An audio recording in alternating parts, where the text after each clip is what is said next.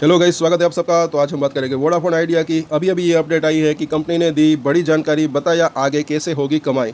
Subscribe जरूर करें दोस्तों अगर आपकी इसके अंदर होल्डिंग है। इसके ऊपर हम टाइम टू टाइम अपडेट्स लाते हैं, जैसे कोई नई इन्फॉर्मेशन आती है, और इसके ऊपर टेक्निकल चार्ट के ऊपर भी हम चर्चा करेंगे आगे आने वाले दिनों के अंदर। सो सब्सक्राइब जरूर करें।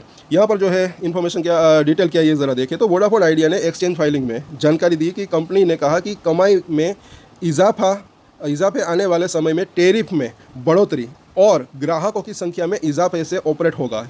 ये एक जो है बड़ा इसका अपडेट्स है। और कंपनी ने ये भी स्पष्ट किया कि वाजिब रिटर्न और भविष्य के निवेश को बनाए रखने के लिए कीमतों में और इजाफों की ज़रूरत है। और आगे देखें तो कंपनी के अनुसार जुलाई 2024 से लागू टैरिफ इजाफे के बाद कारोबारी साल 2024-25 में 11.7% की सालाना वृद्धि दर्ज हुई है। कंपनी का ध्यान जो है ARPU यानी कि प्रति यूज़र औसत कमाई को बढ़ाने और ग्राहकों को बनाए रखने पर केंद्रित रहेगा। अगर ये चीज़ जो है ये लोग कर पाते हैं तो इनके लिए अच्छा रह सकता है, ऐसा मुझे लग रहा है। और आगे देखें तो वोडाफोन आइडिया ने आगे बताया कि अगले 3 सालों के लिए 50 से 55 हज़ार करोड़ रुपए के कैपिटल एक्सपेंडिचर की योजना भी जो है इन्होंने बनाई है, और जिससे नेटवर्क और सेवाओं में सुधार किया जाएगा। और कंपनी के मुताबिक कमाई बढ़ाने और प्रतिस्पर्धा में बने रहने के लिए टैरिफ और बढ़ोतरी ज़रूरी है, ताकि भविष्य में निवेश और विकास के लिए ठोस आधार तैयार हो सके। और ये एक और खबर जो कि FIS की बात करें तो इसकी होल्डिंग जो है बड़ी है, वो ज़रा देख लेते हैं। और यहाँ पर अगर हम देखें तो रिटेलर्स की जो है होल्डिंग वो भी कितनी बड़ी, वो इसको आप यहाँ पर देख सकते हैं। और आगे ज़रा देखें तो रिटेल हिस्सेदारी में मामूली बदलाव। तो रिटेल निवेशकों की कुल हिस्सेदारी जो है 7.32% रही, जो कि दिसंबर तिमाही में इतनी थी। और मतलब कि थोड़ी सी घटी है, एक्चुअली बड़ी नहीं है। यानी मतलब कि निवेशकों की संख्या बड़ी है, निवेशकों की संख्या बड़ी, लेकिन हिस्सेदारी में कोई बड़ा बदलाव नहीं हुआ। और आगे देखें तो म्यूचुअल फंड उन्होंने दिखाई दिलचस्पी। तो 32 म्यूचुअल फंड जो है उन्होंने वोडाफोन आइडिया में 4.5% की हिस्सेदारी ली है।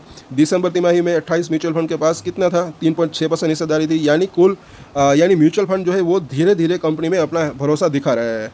और अब बात करें FIS की, FPI की, तो उन्होंने भी बड़ा हिस्सेदारी, तो जो है FPI की हिस्सेदारी 9.9% से बढ़कर 10.990 यहाँ पर होगा, और शायद मतलब कि और 10.01% शायद होगा ये। तो उतनी हिस्सेदारी मतलब कि हो गई है। और सरकार बनी सबसे बड़ी शेयरधारक। कंपनी ने अपने 36,000 करोड़ रुपए के स्पेक्ट्रम को, बकाया को जो है इक्विटी में बदल दिया। इससे सरकार की हिस्सेदारी इतनी हो गई। हालांकि जो है सरकार प्रमोटर नहीं होगी और वोडाफोन आइडिया सरकारी कंपनी भी नहीं बनेगी। और आगे हम देखें, कुल मिलाकर ये ज़रा देखें कि रिटेल और म्यूचुअल फंड निवेशकों की बढ़ती दिलचस्पी से साफ है कि निवेशकों को वोडाफोन आइडिया के टर्न अराउंड की उम्मीद है। हालांकि ये ज़रा देखें, हालांकि स्टॉक में भारी गिरावट और कंपनी के फंडामेंटल चैलेंज जो है वो अब भी चिंता का विषय बने हुए हैं। थोड़ा सा मिक्सअप यहाँ पर दिख रहा है, लेकिन अच्छी खासी गिरावट है, तो इसके ऊपर चाहे तो अपनी नज़र बनाकर रख सकते हैं। और जो लोग ऑलरेडी ऊपर में फंसे हुए हैं चाहे तो अपनी होल्डिंग कंटिन्यू रख सकते हैं। मुझे ऐसा लग रहा है कि उसका प्राइस आ सकता है, लेकिन मुझे ऐसा लग रहा है कि थोड़ा सा जो है एक वक्त लग सकता है। सो इसके ऊपर कुछ और अपडेट्स आएगी तो उसके ऊपर भी चर्चा करेंगे, चार्ट के ऊपर भी चर्चा करेंगे। तो लाइक, शेयर एंड सब्सक्राइब जरूर करें हमारे चैनल को अगर आपकी इसके अंदर होल्डिंग है। और एक स्टैंडर्ड डिस्क्लेमर जो कि मैं हमेशा देता हूँ, आप कोई भी ट्रेड ले उससे पहले अपनी रिसर्च करें, अपने फाइनेंशियल एडवाइजर की सलाह ले, उसके बाद ही कोई डिसीजन ले। और डिसीजन ले तो उसकी जिम्मेदारी मैच्योरिटी के साथ खुद ही ले। ये वीडियो मैंने एजुकेशन पर्पस के लिए बनाई, मेरी तरफ से कोई भी बाय या सेल की रिकमेंडेशन नहीं है। Thank you.